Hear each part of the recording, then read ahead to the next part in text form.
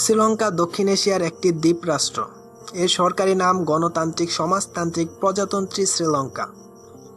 1912 সালের আগে এই দ্বীপ সিলন নামে পরিচিত ছিল। এর প্রশাসনিক রাজধানীর নাম শ্রী জয়াবর্ধনপুর। এর প্রধান শহর কলম্বো। ভারতের দক্ষিণ উপকূল হতে 31 কিলোমিটার দূরে অবস্থিত। 2 কোটি জনসংখ্যার এই দেশে 14% অধিক লোকজনের দৈনিক আয় 1.25 মার্কিন ডলারের নিচে। প্রাচীন কাল থেকে শ্রীলঙ্কা বৌদ্ধ ধর্মাবলম্বীদের তীর্থস্থান হিসেবে পরিচিত। সিংহলী সম্প্রদায় এদেশের সংখ্যাগরিষ্ঠ জনগোষ্ঠী। উত্তর পূর্ব দিকে স্বতন্ত্র সাংস্কৃতিক ঐতিহ্য নিয়ে তামিল সম্প্রদায়।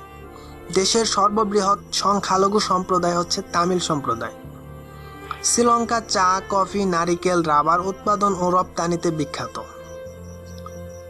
নয়নাভিরাম প্রাকৃতিক সৌন্দর্য সংবলিত সমুদ্র সৈকত, ভূদৃশ্য, তদুপরি সমৃদ্ধ সাংস্কৃতিক ঐতিহ্য শ্রীলঙ্কাকে সারা পৃথিবীর পর্যটকদের কাছে অত্যন্ত আকর্ষণীয় করে তুলেছে। প্রাচীন কাল থেকে শ্রীলঙ্কা অনেক নামে পরিচিত হয়ে আসছে। প্রাচীন গ্রিস ভূগোলবিদগণ একে তপোবন এবং আরবরা সেনেনদ্বীপ নামে ডাকত। 1505 খ্রিস্টাব্দে পর্তুগিজরা এই দ্বীপে পৌঁছে এর নাম দেয় সেইলাও, যার ইংরেজি শব্দ হলো সিলন। 1948 সালে এই নামে স্বাধীনতা পায় এবং পরে 1972 সালে দাপ্তরিক নাম পরিবর্তন করে রাখা হয় মুক্ত সার্বভৌম স্বাধীন প্রজাতন্ত্রী শ্রীলঙ্কা। শ্রীলঙ্কা নামটি এসেছে সংস্কৃত শব্দ শ্রী ও লঙ্কা থেকে। শ্রী শব্দের অর্থ পবিত্র এবং লঙ্কা অর্থ দ্বীপ। ইতিহাস সম্পাদনা। বৌদ্ধ ঐতিহাসিক গ্রন্থগুলোতে শ্রীলঙ্কার ইতিহাস পাওয়া যায়। দ্বীপবংশ মহাবংশের তথ্য সবচেয়ে বেশি গুরুত্বপূর্ণ। গৌতম বুদ্ধের মহাপরিনির্বাণের পর ভারতীয় শাক্য জাতি বিজয় বাহুর তার 1000 সৈন্য নিয়ে প্রথম এখানে এসেছিলেন। তারপর তারা শ্রীলঙ্কায় এসে বসতি স্থাপন করেন। বুদ্ধের জীবদ্দশায় শ্রীলঙ্কায় এসেছিলেন বলে বিভিন্ন ঐতিহাসিক তথ্য সাক্ষ্য দেয়। ভূগোল ও জলবায়ু সম্পাদনা। শ্রীলঙ্কা ইন্ডিয়ান প্লেটের উপর অবস্থিত, যা পূর্ব ভারত অস্ট্রেলিয়া প্লেটের অংশ ছিল। শ্রীলঙ্কা ভারত মহাসাগরের উপর বঙ্গোপসাগরের দক্ষিণ দিকে অবস্থিত। শ্রীলঙ্কাকে ভারতীয় উপমহাদেশের মূল ভূমি অংশ থেকে পৃথক করা হয় মান্নায় উপসাগরীয় অঞ্চল এবং পল স্ট্রেট দ্বারা। হিন্দু পৌরাণিক কাহিনী অনুযায়ী রামের শাসনামলে ভারতের মূল ভূমি থেকে রাম সেতু নামে একটি সংযোগ ছিল। ব্রিটিশ উপনিবেশের বর্ণনাকারীদের মতে 1480 সালের ঝড়ে ধ্বংস হবার আগে ইহা একটি পূর্ণাঙ্গ প্রাকৃতিক সৌন্দর্যের লীলাভূমি ছিল। কেবল দক্ষিণ দিকের বেড়ে ওঠা পর্বতমালা ছাড়া দ্বীপটির বেশিরভাগ উপকূলীয় সমতট ভূমি।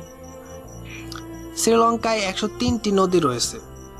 এর মধ্যে দীর্ঘতম হল মহাভেলি নদী, যা 335 কিলোমিটার বিস্তৃত। শ্রীলঙ্কার গড় তাপমাত্রা 16 ডিগ্রি সেলসিয়াস, যা গ্রীষ্মকালে সর্বোচ্চ 33 ডিগ্রি সেলসিয়াস পর্যন্ত হতে পারে। দিন রাতের তাপমাত্রার পার্থক্য 4 থেকে 7 ডিগ্রি সেলসিয়াস। সাধারণত দক্ষিণাঞ্চল ও পার্বত্য এলাকার আর্দ্রতা সবচেয়ে বেশি থাকে। কলম্বোর মতো জায়গায় সারা বছর প্রায় 70% আর্দ্রতা থাকে। জুন মাসের দিকে মৌসুমী বায়ুর প্রভাবে তা সর্বোচ্চ 90% পর্যন্ত হয়। অর্থনীতি সম্পাদনা। কলম্বো বিশ্ব বাণিজ্য কেন্দ্র। চিনামন, রাবার, সিলন, চা রপ্তানির জন্য শ্রীলঙ্কা বিখ্যাত।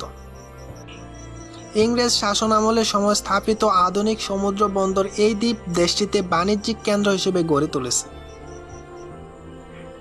শ্রীলঙ্কার আবাদ ভিত্তিক অর্থনৈতিক ব্যবস্থা দেশের দারিদ্রতা ও অর্থনৈতিক অসমতাকে বৃদ্ধি করেছে।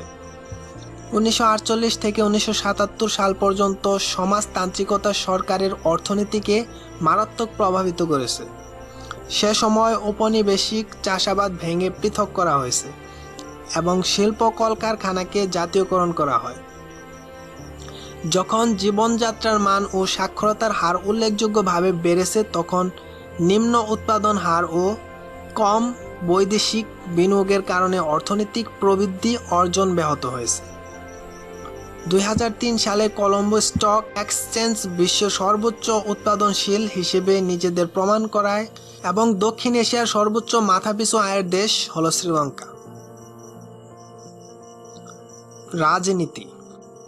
প্রতিরক্ষা মন্ত্রণালয়ের অন্তর্গত শ্রীলঙ্কার সামরিক বাহিনী, শ্রীলঙ্কা সেনাবাহিনী, শ্রীলঙ্কা নৌবাহিনী এবং শ্রীলঙ্কা বিমান বাহিনী এই 3 শক্তি সমন্বয়ে গঠিত।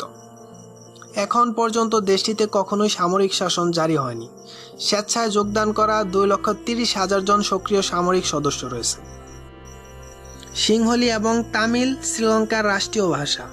শতকরা 10 ভাগ লোক ইংরেজিতে সার্বক্ষণিক কথা বলে এবং শিক্ষা, গবেষণা ও ব্যবহারিক কাজে ইংরেজি ভাষার ব্যবহার অনেক বেশি। বারঘার সম্প্রদায়ের লোকজন পর্তুগিজ ও ডাচ ভাষা ভিন্ন উচ্চারণে বলে থাকে। অন্যদিকে মালয় সম্প্রদায়ের লোকজন মালয়ের আঞ্চলিক ভাষায় কথা বলে থাকে। শ্রীলঙ্কার 70% মানুষ বৌদ্ধ, 15% হিন্দু ও 7.5% ইসলাম ধর্মাবলম্বী।